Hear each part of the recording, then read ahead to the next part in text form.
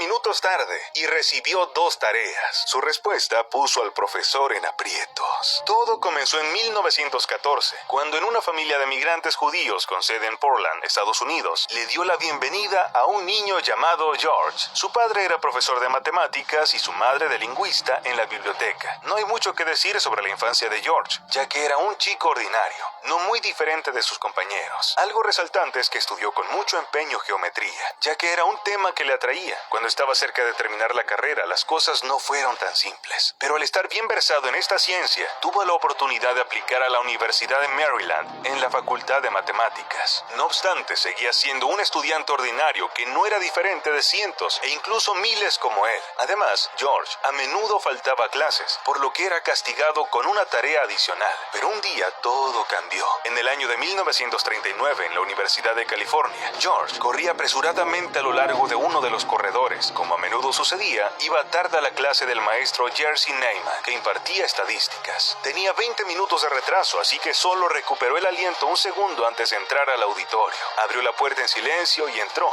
Quería ser invisible, así que rápidamente se sentó en su escritorio. En la pizarra ya estaban escritos los datos de 2 ejercicios matemáticos. George decidió hacer los ejercicios en casa, por lo cual el estudiante reescribió las tareas en un cuaderno y se concentró en escuchar al profesor. El chico pensó que probablemente se había perdido de algo importante por su decisión de llegar tarde. Sin embargo, no había nada que hacer y tenía que romperse un poco la cabeza al momento de estudiar, al menos hasta la próxima lección de estadística. Resultó fácil y difícil resolver los ejercicios, pero unos días después se acercó al profesor y le dio el cuaderno. El maestro lo aceptó distraídamente y apartó la mirada enseguida. Habían pasado casi 2 semanas desde entonces. La respuesta del profesor nunca llegó. En la siguiente clase, el maestro se acercó a George después de la lección y dijo que sus tareas todavía estaban en verificación. Esto lo hizo ponerse aún más nervioso. Después de un tiempo fue convocado al decanato y fue con un mal presentimiento. Pero cuando abrió la puerta de la oficina y vio al profesor de estadística juntos con el decano, no supo qué esperar. Se estaba preparando para lo peor, pero las palabras de su profesor lo sorprendieron.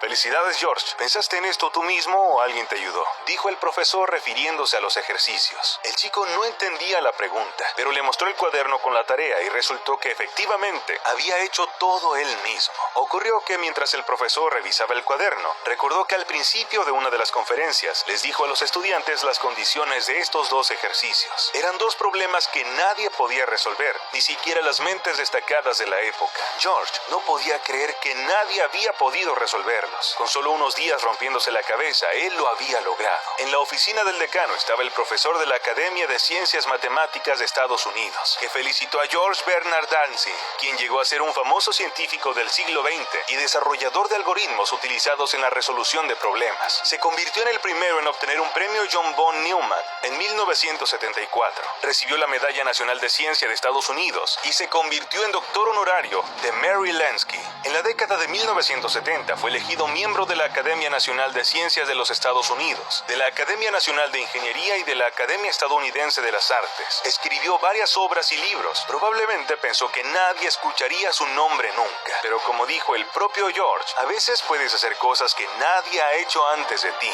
Si yo hubiese llegado a clases a tiempo y escuchado que estos problemas no se podían resolver, nunca hubiese intentado resolverlos, dijo George Dantzig cuando le preguntaron cómo logró todo esto. Esta historia ha sido estudiada por las personas